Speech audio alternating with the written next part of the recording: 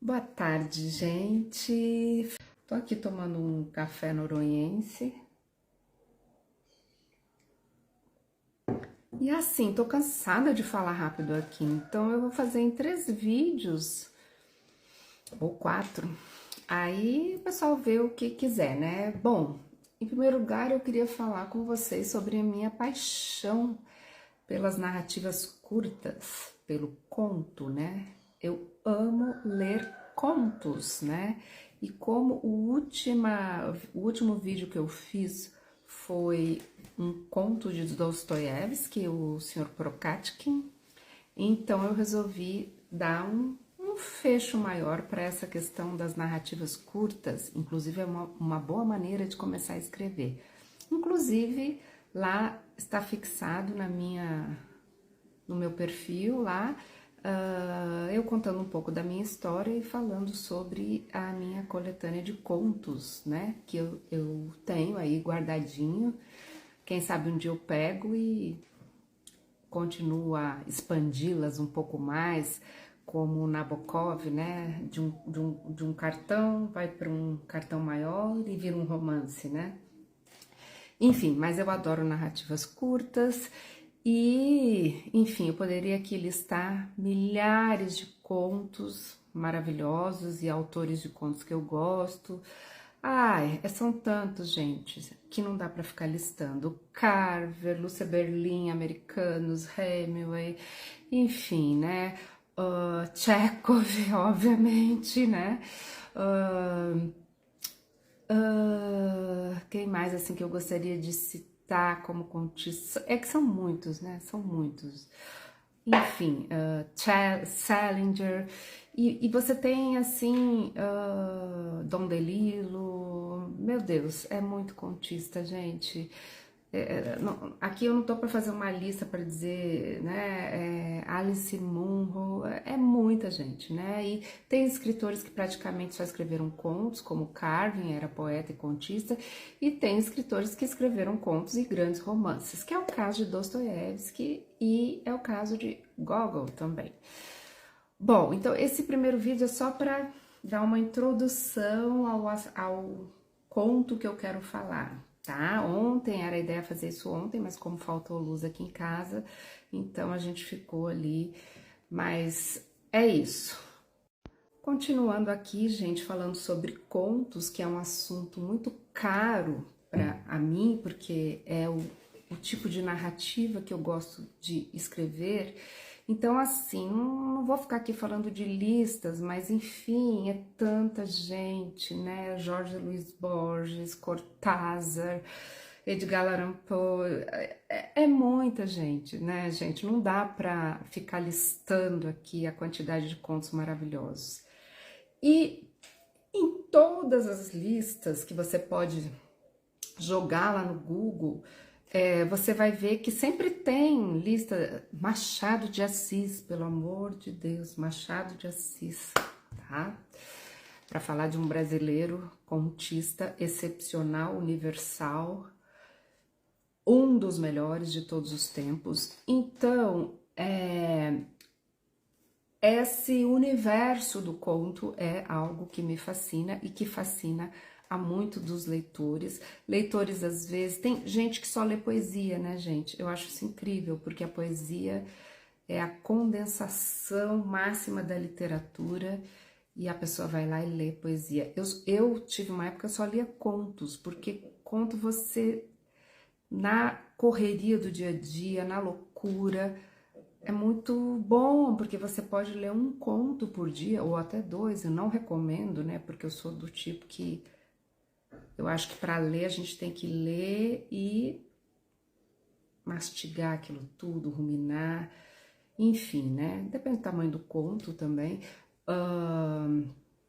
E aí você tem listas e mais listas dos 100 melhores contos dos séculos, dos 50, dos 30, dos 20, e existe um conto que não sai dessa lista. Não, na maioria das listas ele vai estar, que é o conto do nosso escritor russo Nikolai Gogol, O Capote.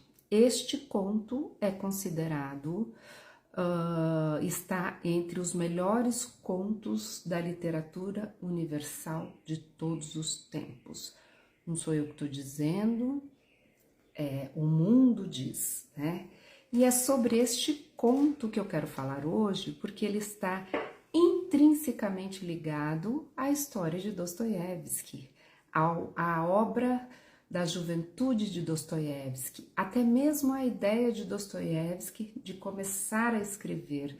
Tanto é que tem uma frase de Dostoiévski que diz: a partir do capote, tudo começou, né? Então, é sobre este conto espetacular que eu quero conversar um pouco com você. Bom, então vamos a ele, né? O Capote, de Nikolai Gogol.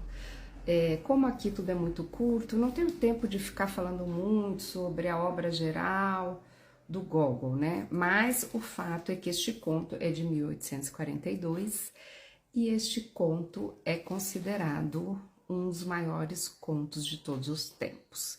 E quando você lê, você entende por quê. Só que eu vou fazer a relação deste conto com a obra de Dostoiévski do início da sua juventude, mais especificamente com a obra Gente Pobre. Eu já falei disso aqui, mas falei mais do ponto de vista do personagem de Gente Pobre. Agora eu vou falar mais do ponto de vista do personagem Akaki Akakievich, que é o herói deste conto. Bom, Gogol é um escritor que bebeu nas águas do fantástico, porque quando ele começou a escrever, era isso que estava em voga na Rússia. Então, toda a obra dele tem essa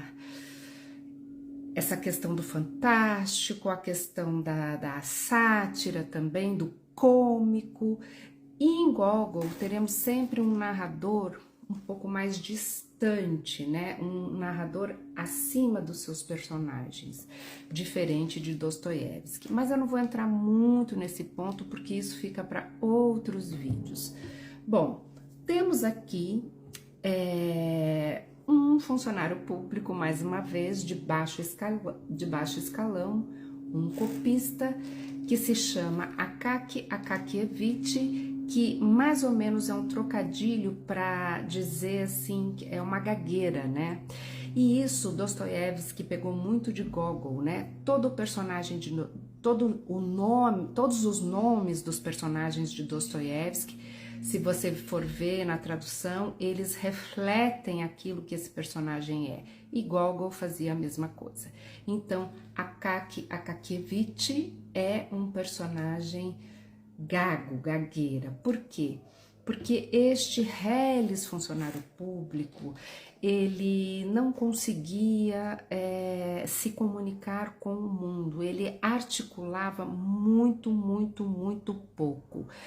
Ele simplesmente não conseguia falar uma frase, então ele tinha uma expressão que se chamava, eu não sei se assim se fala, tovó, que seria o equivalente, o tradutor Paulo Bezerra traduziu como aquilo, mas poderia ser hoje tipo. Bom, gente, agora de fato, para finalizar, eu vou fazer um comparativo entre o personagem de Gente Pobre e toda essa obra de Gente Pobre inspirada no Capote e no Pushkin também, mas aqui eu estou falando do Capote, esse conto espetacular, ver as diferenças, né? No caso de Akaki Akakievich, ele é um personagem sem consciência.